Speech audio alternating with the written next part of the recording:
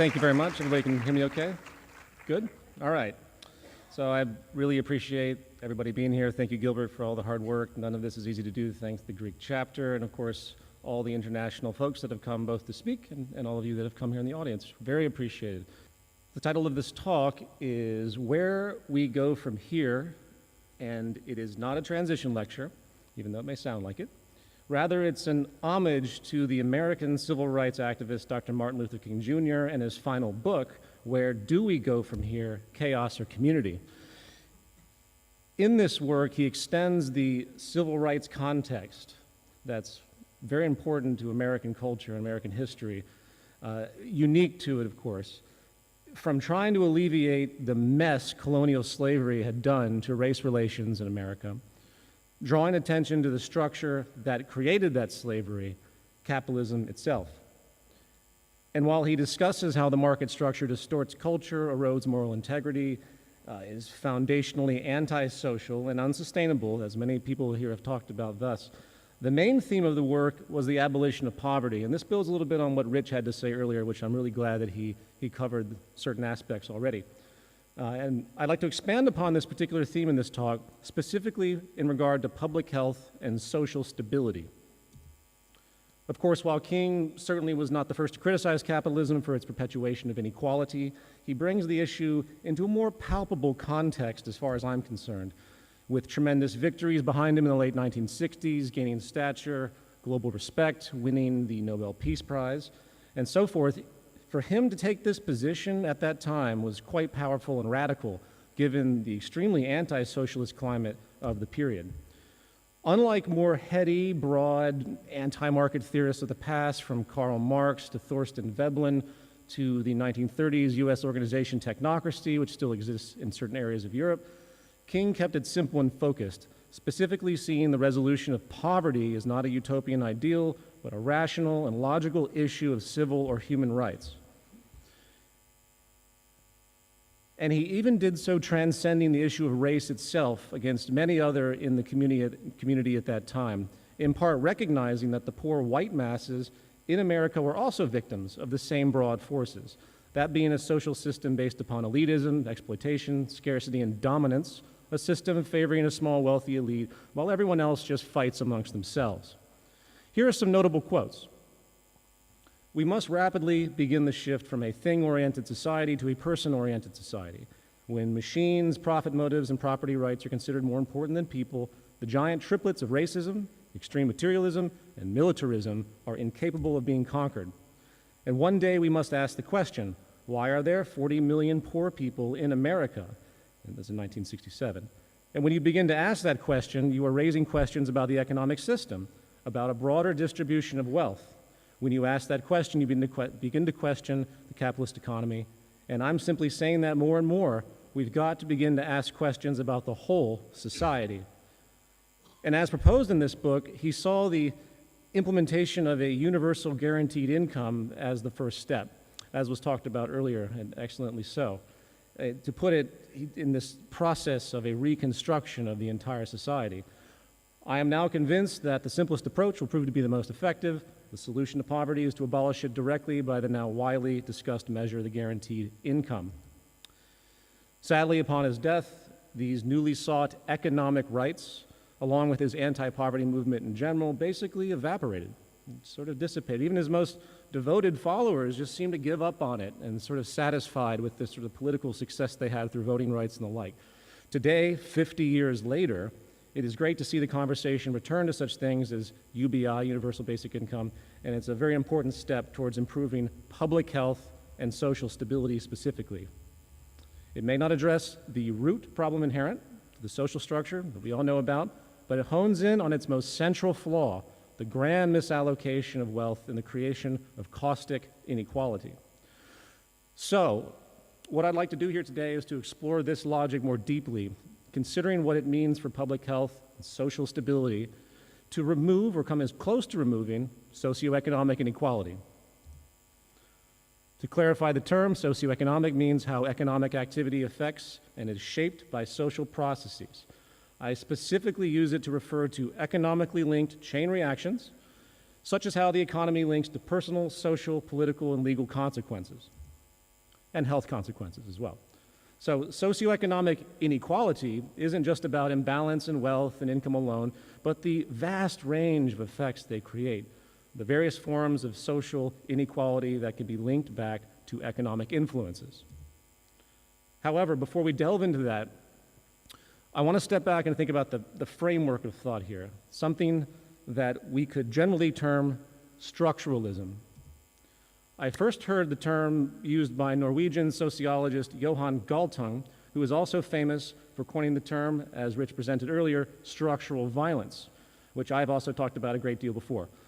While there are many forms of structural violence, poverty is clearly the most obvious and most notable, since there is little question of its negative effects overall.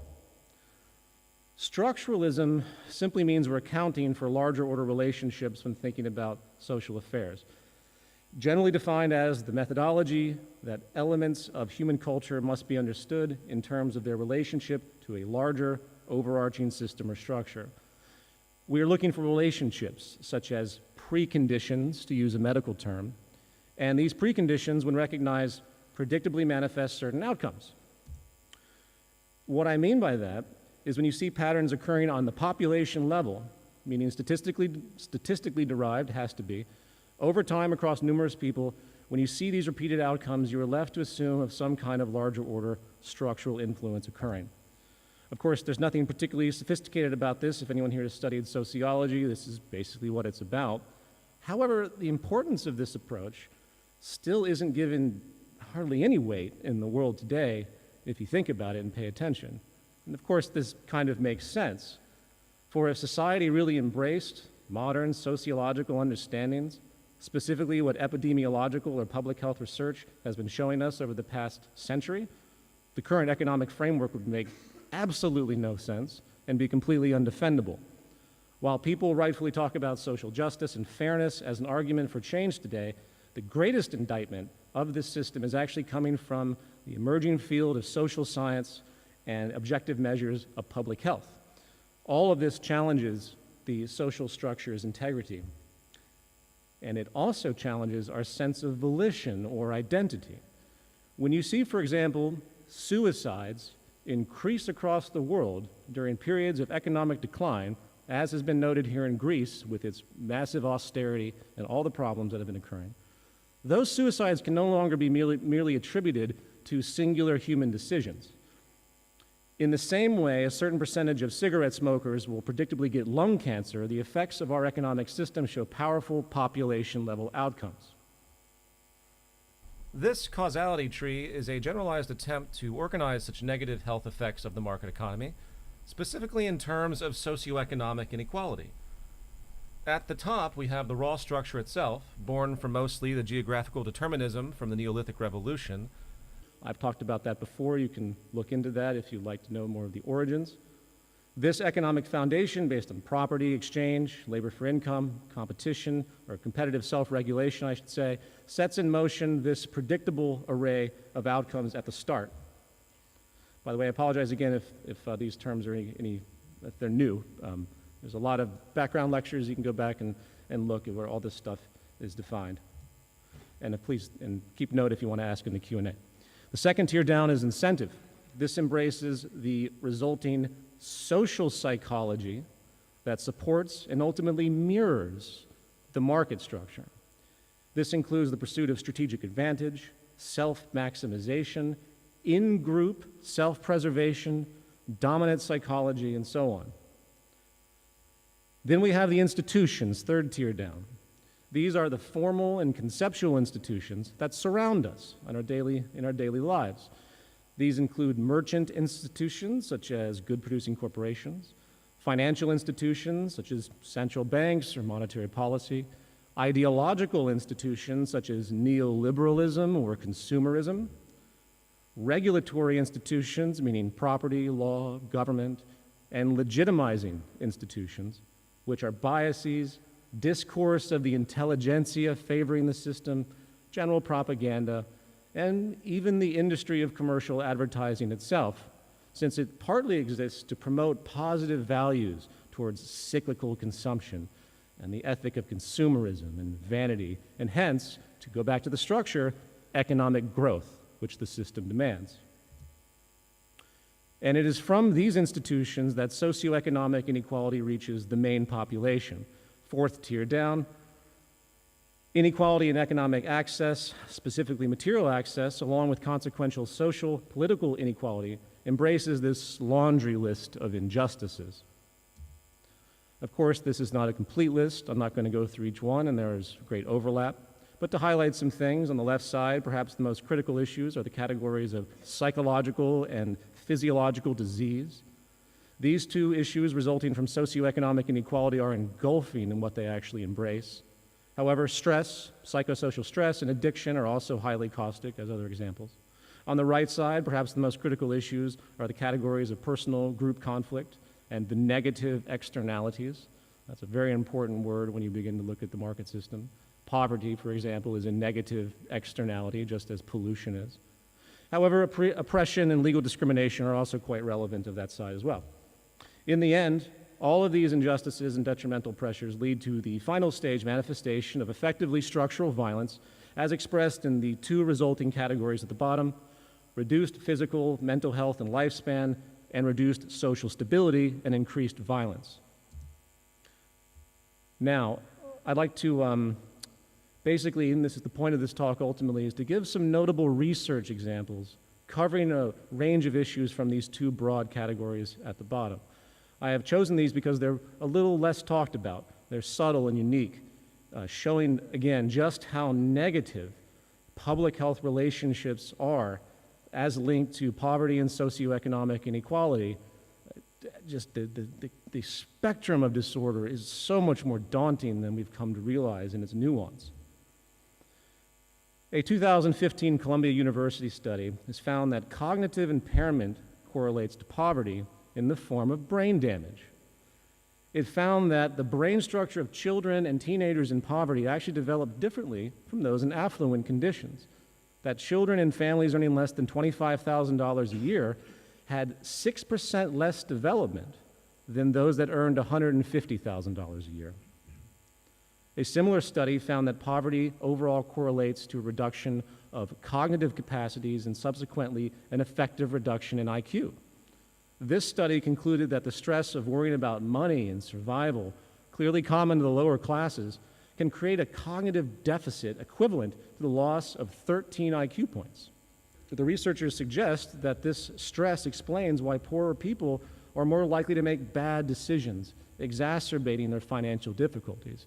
I'm sure we've all heard that rhetoric of those that have great wealth and success. Well, they must be smarter, they must have tried harder, they must make better decisions.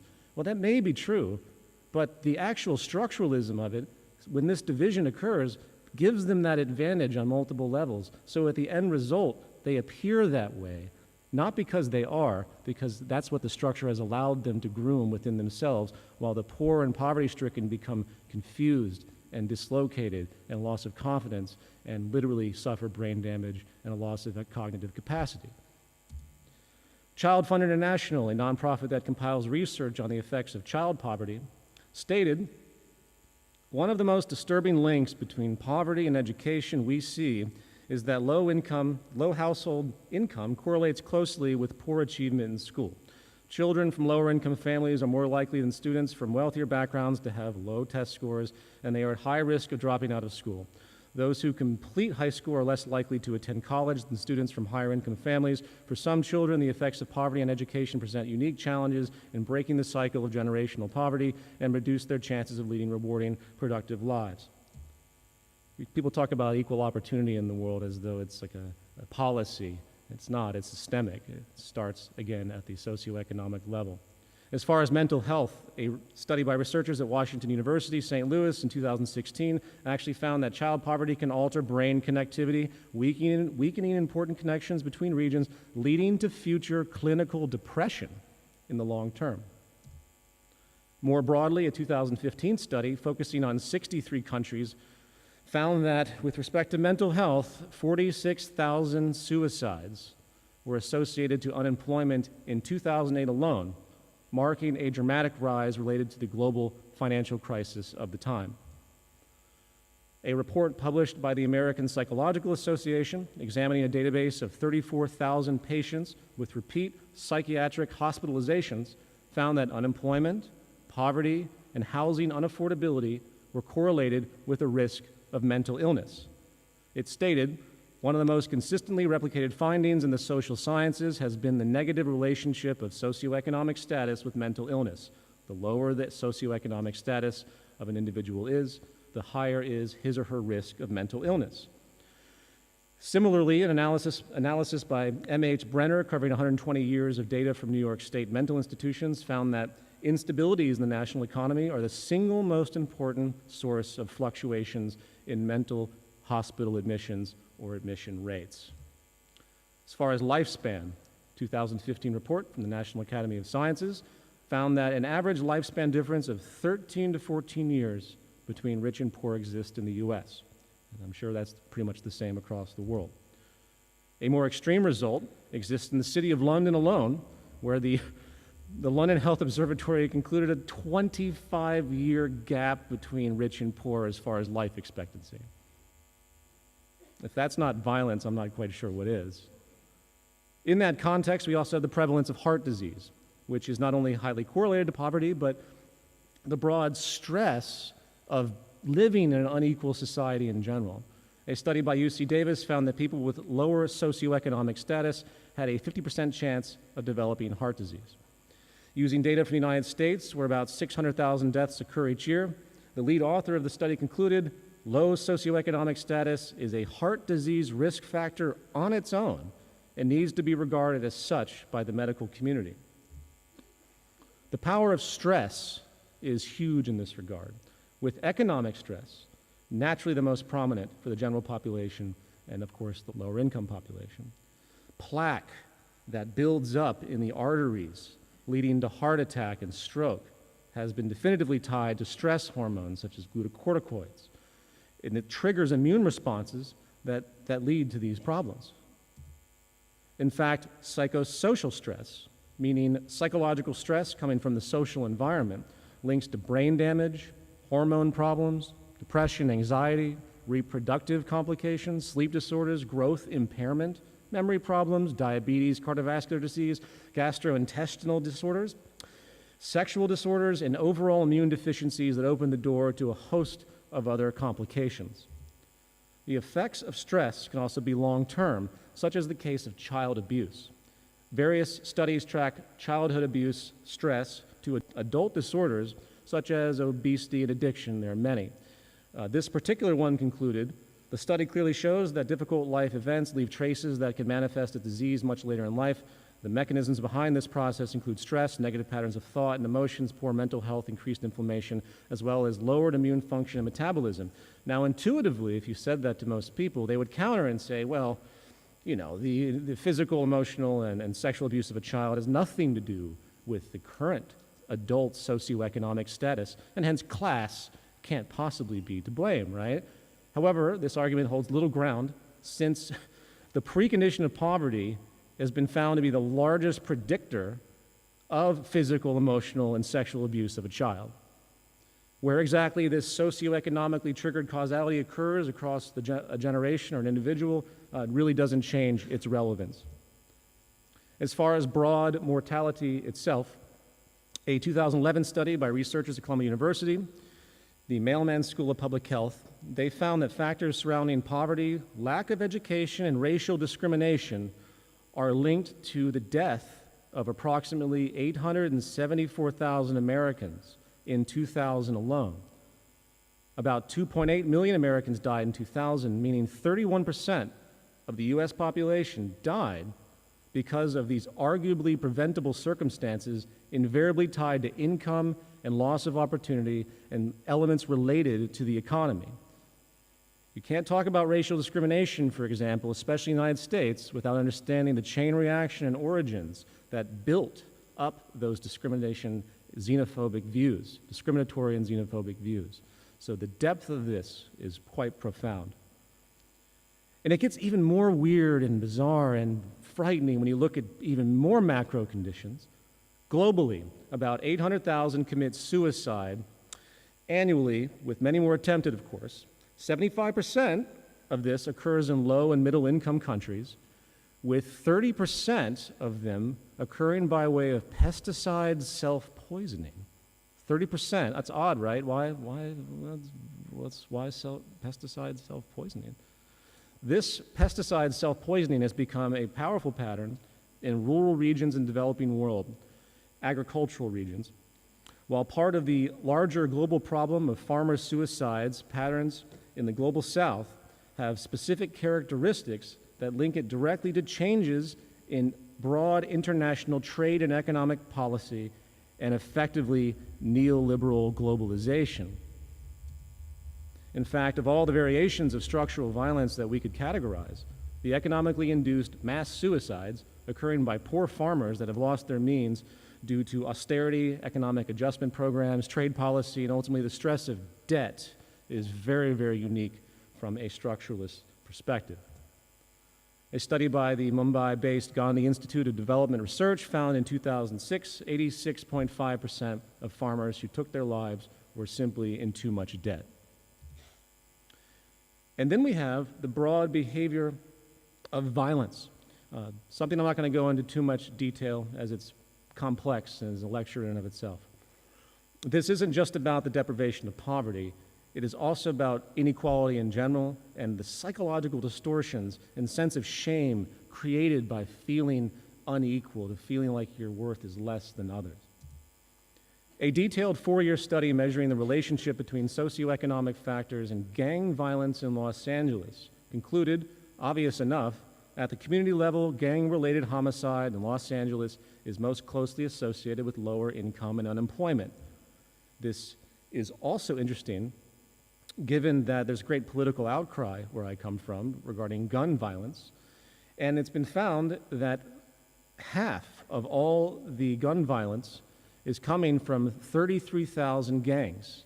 So 50% of all the gun violence is coming from gangs that have been born, on average, high probability overall, from the destitute arena of poverty and inequality. Yet no one is talking about poverty or inequality control while everyone raves and talks about gun control. Guns are tools, and they're ultimately killing people in the gangland world, but the precondition of poverty, lack of opportunity, and inequality is really the main problem, and guns just speed up the process. In the words of Dr. James Gilligan of the Harvard Center for the Study of Violence, worldwide, the most powerful predictor of the murder rate is the size of the gap in income and wealth between the rich and the poor. The most powerful predictor of the rate of national or collective violence, war, civil insurrection, and terrorism is the size of the gap between income and wealth between the rich and poor countries. In the work, The Spirit Level, something I've talked about before, Why Inequality is Better for Everyone, Wilkinson and Pickett present a large amount of epidemiological data, and it's explored and correlated. Societies with large income gaps, such as the United States, suffer disproportionately across a range of public health problems, including higher incidence of heart disease, obesity, infant mortality, homicides, imprisonment, teen birth, mental illness, education, and so on. Now that is this gamut of examples that I wanted to run through, and it's just the tip of the iceberg.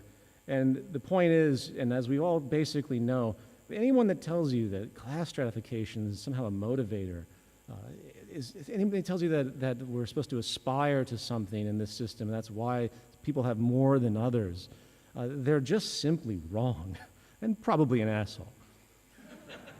We are literally allergic to socioeconomic stratification and inequality as a society. It's not just our culture, it's our system. It's built into us. We don't want to see this. We don't like that feeling. We might, in that nasty way, because this is what culture has done to us, gravitate towards elevation to feel like we've done something over the capacity of others. But on the root level, we really strive for inequality. Justice is what we naturally gravitate towards. And poverty and inequality is the most powerful economic precondition for disease, violence, and disorder. Now, to conclude this, here is the empirical table of structural violence calculated by Kohler and Alcott in 1976. Again, I've talked about this before. Comparing global lifespans as a basis and using the countries with the longest lifespan as the benchmark. details of which can be looked at. It's a very reputable study. I'm not going to go into any of the specifics as far as why the chosen measurements are what they are. They calculate that up to 18 million unnecessary deaths occurred annually at that time. There's no reason to assume these numbers have changed that much. And 95% of those deaths have occurred in the global south, showing the incredible disparity between the two hemispheres, as is still the case today, of course. It's quite startling, as it means inequality is the leading cause of death on the planet Earth. As an aside, someone presented this book to me a while back and said I had to read it because it was it's everything that's true about the history of communism. And these authors in this book, The Black Book of Communism, claim that 94 million people were slaughtered by communism in the 20th century. Well, let's assume this is accurate, and many critics say it's not at all accurate. But based on these numbers, socioeconomic inequality facilitates this death toll in a little less than 6 years. And it's very hard not to witness this and then, from a structuralist view, not link it back to what is effectively its core point of origin, market capitalism, which is predicated on competitive produced inequality. In the words of violence researcher Dr. James Gilligan once again, every single year, 2 to 3 times as many people die from poverty throughout the world as were killed by the Nazi genocide of the Jews over a 6-year period. That is, in effect, the equivalent of an ongoing, unending, and in fact accelerating thermonuclear war or genocide perpetuated on the weak and poor every year of every decade throughout the world. Meanwhile, as Abby pointed out, as of 2015, 62 people have more wealth than the bottom 50% of the entire world population. There are about 1,800 billionaires in the world as of 2015, with over $7 trillion between them. The Food and Agricultural Organization of the United Nations calculated that it would only take roughly $30 billion a year to solve world hunger through mostly developmental programs in poor regions. Not only could the billionaires do this for 200 years and still be wealthy, which wouldn't even be necessary because it's about development, not just piecemeal aid. Only a tiny fraction, of course, of U.S. annual military spending would suffice as well, as we've heard. Recognizing this deeply impoverished value disorder, former FAO director stated, "Against that backdrop, how can we explain to people of good sense and good faith that it was not possible to find U.S. $30 billion a year to enable 862 million hungry people to enjoy the most fundamental of human rights, the right to food and thus the right to life?" So with all this considered, returning to Dr. King and the anti-poverty movement he attempted to start, I hope everyone can better understand how deep the rabbit hole goes. As far as I'm concerned, the new civil rights movement today picks up where he essentially left off, seeking the abolition of socioeconomic inequality as a core focus. This is the core public health crisis, and it's only going to get worse as things move forward, and that brings us to the chickens. Some may know a rather idiotic idiom in American culture referring to the chickens coming home to roost. This is about the long-term negative repercussions of bad deeds, acts with a lack of foresight set forward by a person or a culture. And on the scale of global society, as we've heard again today, I'm sorry to tell you that the chickens have arrived. There are many, many, many, many more on their way, and they are pissed. Part of the new civil rights movement is ensuring that we have a sustainable habitat, obviously. After 200 years of industrialization, oblivious to the delicate nature of our habitat, driven by an anti-economy that is artificially premised on growth and consumerism, compounded by patterns of social dominance and unenlightened self-interest through exploitation, colonialism, globalization, and xenophobic outgroup fears that continually produce war, oppression, and anger, the chickens are not coming home to merely annoy us with mild pecking. Due to time, I've presented this, and originally the bracket of time for this event was a little bit shorter for me. But I've added this in because I'm not going to go through every single instance in any explicit detail, but I wanted you to kind of get a sense of this. We've talked about climate change earlier and other issues, and of course that's the biggest one in the long term. But there are numerous problems. I call this the 7 nails. And if we have a business as usual scenario persist, around the 2040 to 2050 period, the convergence of just the destruction of biodiversity and resource overshoot. We use a sixth of the world's resources each year. We use all the world's resources that it produces a sixth way through each year, resource overshoot. Of course, climate change.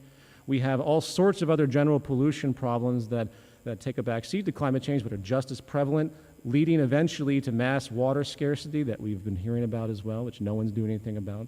That relates to food scarcity, which it works in synergy with all these other issues.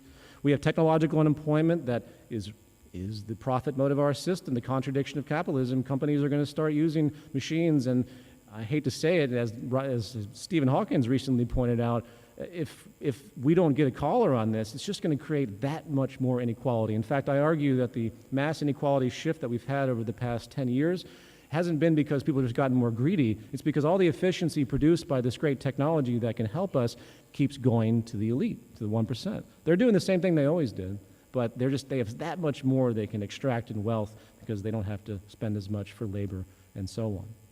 And then government debt is that final issue. As I've talked about before, the Standard & Poor's predicts by 2050, 60% of all countries on the planet will be bankrupt.